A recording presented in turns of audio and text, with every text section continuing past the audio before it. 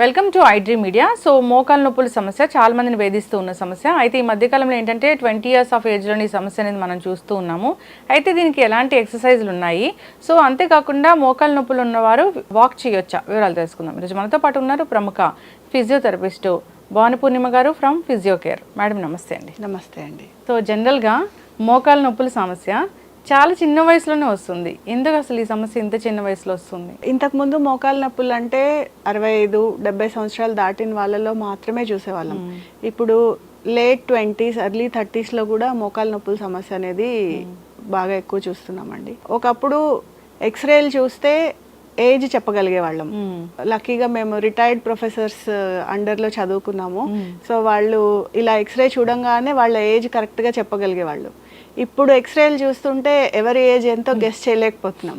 So late 20s and early 30s వాళ్ళు కూడా 60 ఏళ్ళు 70 ఏళ్ళ వాళ్ళ ఎక్స్రేల్ లాగా అరిగిపోతున్నాయండి. ఇంటెన్సిటీ అలా ఉంది, చాలా సివియర్ గా ఉంది. దీనికి కారణాలు అంటే లైఫ్ స్టైల్ చేంజెస్ అని చెప్పుకోవచ్చు అండి. చిన్న ఏజ్ నుంచి ఆటలు లేకపోవడం, జాబ్ నేచర్, కంటిన్యూస్ గా స్టాండింగ్ కానీ సిట్టింగ్ కానీ జాబ్స్ లో ఉండడము, ప్లస్ ఇంకొకటి బోన్ చేసేటప్పుడు డైనింగ్ టేబుల్స్ మీద కూర్చొని తినడము.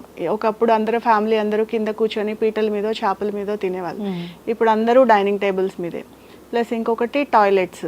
ఒకప్పుడు ఇండియన్ టాయిలెట్స్ ఉండేవి, కంప్లీట్ గా మోకాళ్ళ యూసేజ్ కంప్లీట్ గా ఫోల్డ్ చేసి అట్లీస్ట్ రోజులో కనీసం ఒక 5-6 సార్లన్నా కంపల్సరీగా మోకాలు కంప్లీట్ గా యూజ్ చేసేవాళ్ళం. ఇప్పుడు అన్ని వెస్ట్రన్ టాయిలెట్స్ అయిపోయాయి, డైనింగ్ టేబుల్ మీద డిన్నర్ అయిపోయింది, ఆటలు తగ్గిపోయాయి, స్కూల్స్ లో గ్రౌండ్స్ ఉండటం లేదు, మొత్తం సెడెంటరీ మొత్తం.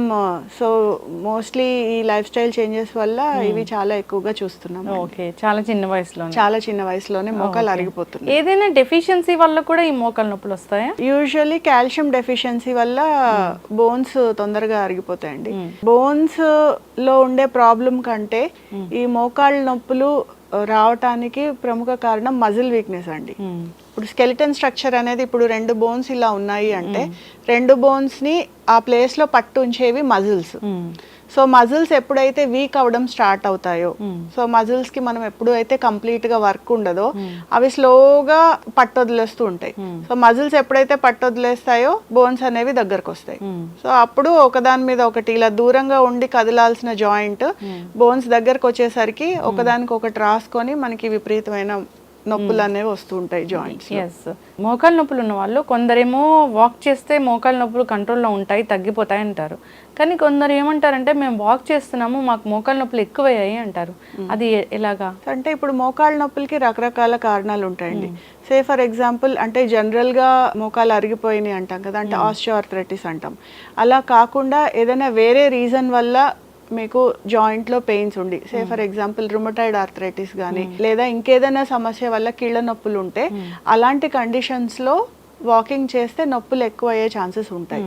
బట్ రెగ్యులర్ దీంట్లో మాత్రము వాకింగ్ చేస్తూనే ఉండాలి. సో మనం ఎప్పుడైతే యాక్టివిటీ తగ్గుతుందో, ఇందాక మనం మాట్లాడుకున్నాం కదా మజిల్ వీక్నెస్ వచ్చినప్పుడు ఆ జాయింట్స్ అనేవి అరిగిపోతూ ఉంటాయి. చాలా మంది చెప్తూ ఉంటారు ఆల్రెడీ అరిగిపోయిందండి, ఇంకా ఎక్కువ నడిస్తే ఇంకా ఎక్కువ అరిగిపోతుందేమో అని అసలు నడవటం మానేసాము అనేసి. అది కరెక్ట్ కాదండి. ఎంత యాక్టివ్ లో ఉంటే మనం జాయింట్ ని అంతా కాపాడుకోవచ్చు. ఓకే, అయితే ఎంతసేపు వాక్ చేయాలి? యూజువల్లీ అండి ఏ ఏజ్ గ్రూప్ అయినా 40 minutes వాక్ అనేది కంపల్సరీ అండి ఎవరికైనా కూడా.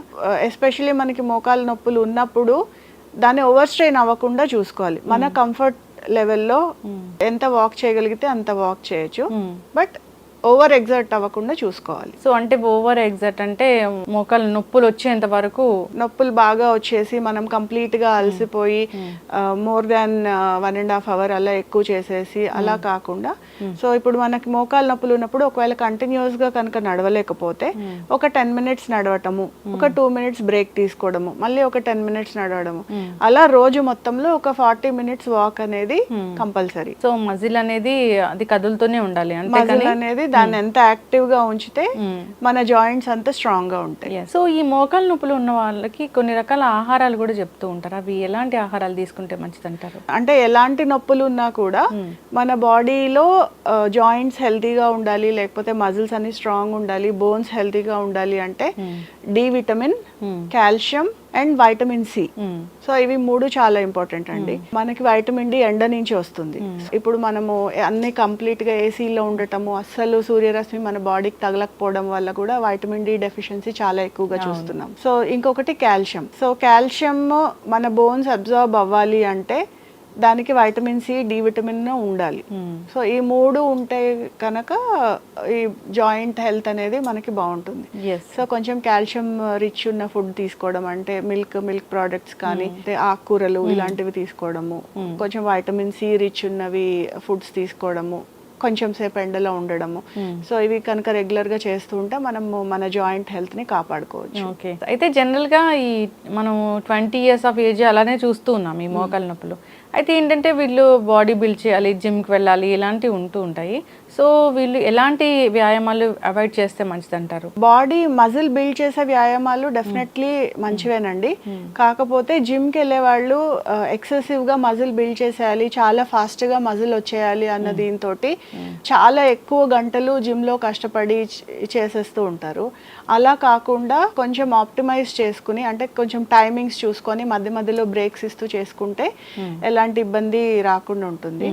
మోకాలు నొప్పులు సాధారణంగా రాకుండా ఉండాలి, మనం అవాయిడ్ చేయాలంటే ఎక్కువగా స్టేర్స్ ఎక్కడం అవాయిడ్ చేస్తే మోకాళ్ళని మనం ప్రొటెక్ట్ చేసుకోవచ్చు. మెట్లు ఎక్కకుండా ఉండాలి. మెట్లు అంటే అస్సలు ఎక్కొద్దని కాదు, మనము కొంతమందిని చూస్తుంటాం మెట్లు ఎక్కొద్దన్నారు కదా అని కనీసం 3 మెట్లు 4 మెట్లు ఉంటే కూడా ఎక్కడం మానేస్తూ ఉంటారు. అలా కాదండి, కంటిన్యూస్ గా 4 ఫ్లోర్లు 5 ఫ్లోర్లు అలాంటి ఎక్కాల్సి వస్తే, ఇప్పుడు కొంతమంది బయట చూస్తూ ఉంటారు కదా, వెయిట్ వాచ్ చేసుకునే వాళ్ళు లిఫ్ట్ అవాయిడ్ చేసి కంటిన్యూస్ గా మెట్లు ఎక్కేయడము అలాంటివి. So more than 4 floors 5 floors ఉంటే కనుక కొంచెం మెట్లు ఎక్కడం అనేది అవాయిడ్ చేసి మోకాళ్ళని మనం ప్రొటెక్ట్ చేసుకోవచ్చు. ఏదైనా వ్యాయామాలు ఉన్నాయా, ఏదైనా కొంచెం ఆసనాస్ లాంటివి ఏమైనా ఉన్నాయి మోకాళ్ళ నొప్పులు తగ్గించుకోవడానికి? మోకాళ్ళ నొప్పులకి చాలా సర్ప్రైజింగ్ గా చాలా చిన్న చిన్న వ్యాయామాలతోటి మనము బాగా వాటిని కంట్రోల్ చేసుకోవచ్చు అండి. ఏ వయసు వాళ్ళైనా చేసుకోవచ్చు. చూడ్డానికి చాలా సింపుల్ గా చాలా చిన్న వ్యాయామాల్లో కనిపిస్తాయి, కానీ చాలా ఎఫెక్టివ్ గా మనం మోకాళ్ళ నొప్పుల్ని ప్రొటెక్ట్ చేసుకోవచ్చు. ఇలా ఒక టవల్ కానీ బెడ్షీట్ కానీ ఏదైనా ఈ మాత్రం మందంలో రోల్ చేసుకోవాలండి. రోల్ చేసుకుని ఇలా మనం మోకాలు కింద పెట్టాలి, కరెక్ట్గా మోకాలు కింద పెట్టాలి. ఈ ఎక్సర్సైజ్ చేసేటప్పుడు గుర్తుంచుకోవాల్సిన ముఖ్యమైన విషయము, మన బ్యాక్ అనేది స్ట్రైట్గా ఉండాలండి. సో ఇలా ఏదైనా ఒక గోడకి కానీ, ఒకవేళ మీరు కింద కూర్చోలేకపోతే మంచం మీద కూర్చున్న మంచానికి ఇలా బ్యాక్ స్ట్రైట్గా పెట్టి మోకాలు కింద ఈ టవల్ని కానీ బెడ్షీట్ని కానీ పెట్టి మన మోకాలతోటి గట్టిగా ఇలా టవల్ని ప్రెస్ చేయాలి. ప్రెస్ చేసినప్పుడు పాదం మన వైపు కనుక్కోవాలి. ఓకేనండి, ఇలా గట్టిగా ప్రెస్ చేసి ఒక 10 సెకండ్స్ దీన్ని హోల్డ్ చేయాలి. 10 సెకండ్స్ హోల్డ్ చేసి రిలీజ్ చేయాలి. ఇలా ఈ వ్యాయామాన్ని ఒక 10 సార్లు రిపీట్ చేయాలి. ఒక కాలు అయిపోయిన తర్వాత రెండో కాలు కింద కూడా ఈ టవల్ని పెట్టుకొని మోకాలతోటి, రెండో కాలు కింద కూడా ఈ టవల్ని పెట్టుకొని మోకాలతోటి గట్టిగా ప్రెస్ చేసినప్పుడు చూడండి పాదం మన వైపుకి లాక్కోవాలి. ఒక 10 సెకండ్స్ హోల్డ్ చేసి రిలీజ్ చేయాలి. మోకాల నొప్పులకి వ్యాయామాలు చేసేటప్పుడు గుర్తుపెట్టుకోవాల్సిన విషయము, ఒక మోకాలు నొప్పి ఉన్నా కూడా 2 మోకాళ్ళకి కంపల్సరీ వ్యాయామం చేయాలండి. మోకాలు నొప్పి అని ఒకటే కాలుకి వ్యాయామం చేస్తే ఒక కాలు నొప్పి పెట్టినప్పుడు మనం దాని మీద బరువు పడకుండా అవాయిడ్ చేయడం కోసం రెండో కాలు మీద ఎక్కువ బరువేసేస్తాము. సో దాంతో రెండో కాలు కూడా ఎఫెక్ట్ అవుతుంది. సో అలాంటివి జరగకుండా ఉండాలంటే వ్యాయామం చేసినప్పుడు 2 కాళ్ళకి కూడా వ్యాయామం చేయాలి. ఎస్, అయితే మేడం మీరు చెప్పినట్లుగా చిన్న చిన్న వ్యాయామాలతో ఈజీగా మనం మోకాళ్ళ నొప్పులు తగ్గించుకోవచ్చు. అవునండి, నిజంగా మోకాళ్ళ నొప్పి వచ్చిందంటే దానికి ఒక టాబ్లెట్ వేసుకుంటారు, దానివల్ల వచ్చే కాంప్లికేషన్స్ చాలానే ఉంటాయి. అవునండి. సో కింద కూర్చొని చేసే వ్యాయామం అది చాలా సింపుల్ గా ఉంది. అయితే ఇంకా ఎటువంటి వ్యాయామాలు చేసుకుంటే ఈ మోకాళ్ళ నొప్పుల నుంచి మనం విముక్తి పొందొచ్చు? ఇలా మనం ఎలా కూర్చున్నామో అలాగే చేసుకోవచ్చండి. ఎలా చేయాలో చూపిస్తాను. మోకాళ్ళ నొప్పులకి సంబంధించి ఏ వ్యాయామం చేసినా మీరు గుర్తుపెట్టుకోవాల్సింది, మన బ్యాక్ అనేది స్ట్రైట్ గా పొజిషన్ చేసుకోవాలండి. మన బ్యాక్ స్ట్రైట్గా ఉందో లేదో చేసుకోవడానికి ఈ వ్యాయామము అద్దం ముందు చేస్తే మన పొజిషన్ మనకు అర్థమవుతూ ఉంటుంది. సో ఇలా కూర్చున్నాను కదా, సో ఇప్పుడు మన మోకాల్ని ఇలా స్ట్రైట్గా పైకి లేపాలి. సో పైకి లేపి పాదం మన వైపు కనుక్కోవాలి. ఈ కింద నుంచి స్ట్రెచ్ అయింది మనకు తెలుస్తూ ఉంటుందండి. సేమ్ ఇందాక మనం చూపించాం కదా, 10 సెకండ్స్ హోల్డ్ చేసి స్లోగా కింద పెట్టాలి. అట్లాగే రెండో కాలు కూడా పైకి లిఫ్ట్ చేసి పాదం మన వైపు కనుక్కోవాలి. పాదం మన వైపు అనుకొని ఒక 10 seconds హోల్డ్ చేసి స్లోగా కింద పెట్టేయాలి. సో ఇలా ఎన్ని టైమ్స్ చేయాలి? 10 times అండి, each leg 10 times. So with మనం ఇందాక చూపించిన వ్యాయామంతో పాటు ఇది చేసుకుంటే సరిపోతుంది? అవునండి. ఓకే. ఇప్పుడు ఇది రెండో ఎక్సర్సైజ్ చూసాం కదా, ఇంకొక చిన్న ఎక్సర్సైజ్ అండి, సేమ్ ఇలా కూర్చునే చేసుకోవచ్చు. ఇప్పుడు ఒక్కొక్క కాలు పైకి ఎత్తాం కదా, ఇప్పుడు ఒక కాలు మీద ఒక కాలు క్రాస్ చేసి సేమ్ బ్యాక్ స్ట్రైట్గా ఉండేటట్టు చూసుకొని పైకి లిఫ్ట్ చేయాలి. ఇప్పుడు మనము కిందున్న కాలుకి వ్యాయామం ఇస్తున్నట్టు పైనున్న కాలు కింద కాలుని రెసిస్ట్ చేస్తుంది. అంటే అగెయిన్స్ రెసిస్టెన్స్ మనము ఈ కాలుతో వ్యాయామం చేస్తున్నాం. సో సేమ్ పాదం మన వైపు అనుకొని ఒక 10 seconds హోల్డ్ చేసి కింద పెట్టేయాలి. తర్వాత ఆల్టర్నేట్ చేయాలండి. ఇది ఈ కాలు మీద వేసుకొని పైకి లిఫ్ట్ చేయాలి. మనం కింద కాలు ఏ కాలు అయితే కింద ఉందో దానికి మనం ఎక్సర్సైజ్ చేస్తున్నాం, పైన ఉన్న కాలు దానికి రెసిస్టెన్స్ ఇస్తుంది. సేమ్ పాదం మన వైపు అనుకోవాలి, ఒక 10 seconds హోల్డ్ చేసి కింద పెట్టేయాలి. ఓకే. సో ఇవి మార్నింగ్ ఈవినింగ్ 2 పూట్ల చేసుకోవచ్చా? 2 పూట్ల చేసుకోవచ్చు అండి. సో ఏవైతే మోకాళ్ళ నొప్పులు ఇబ్బంది పెడుతూ ఉన్నాయో సో ఆ పెయిన్ నుంచి అయితే రిలీఫ్ ఉంటుంది, పర్మనెంట్ సొల్యూషన్ అయితే కాదు కదా? పర్మనెంట్ సొల్యూషన్ అంటే ఇప్పుడు మనకి ఆల్రెడీ మోకాళ్ళు ఎంతవరకు అరిగిపోయాయి అనే దాన్ని బట్టి గ్రేడింగ్ని బట్టి ఉంటుందండి. సో ఆల్రెడీ మనకి చాలా ఎక్కువ అరిగిపోయాయి, ఇర్రివర్సిబుల్ డ్యామేజ్ ఆల్రెడీ జరిగిపోయింది అన్నప్పుడు మనము దీంతో కొంతవరకు ఉపశమనం పొందొచ్చు. అదే మనం స్టార్టింగ్ స్టేజ్లో కనుక అంటే మనం గుర్తించగలిగితే ఈ ఎక్సర్సైజెస్ రెగ్యులర్గా చేసుకుంటూ ఉంటే మన జాయింట్ని ఫర్దర్గా డ్యామేజ్ అవ్వకుండా కాపాడుకోవచ్చు. ఖచ్చితంగా. సో ఒక రకంగా పర్మనెంట్ అనే చెప్పొచ్చు. ఓకే. మోకాళ్ళ నొప్పి సమస్య అనేది చాలా వేధిస్తుంది. సో ప్రతిరోజు కాకపోయినా 10 daysలో ఒకసారైనా మనం ఫేస్ చేస్తూ ఉంటాము. సో అలాంటి వాళ్ళు ప్రతిరోజు ఎక్సర్సైజ్ చేసుకుంటే మంచిది, రాకుండా కూడా ఉంటుంది. సో ఉన్న వాళ్ళైతే చేస్తే ఇది ఖచ్చితంగా కంట్రోల్లో ఉంటుంది. సో కాంటాక్ట్ చేయాలని కోరుకున్నాం. ధన్యవాదాలు. నమస్తే.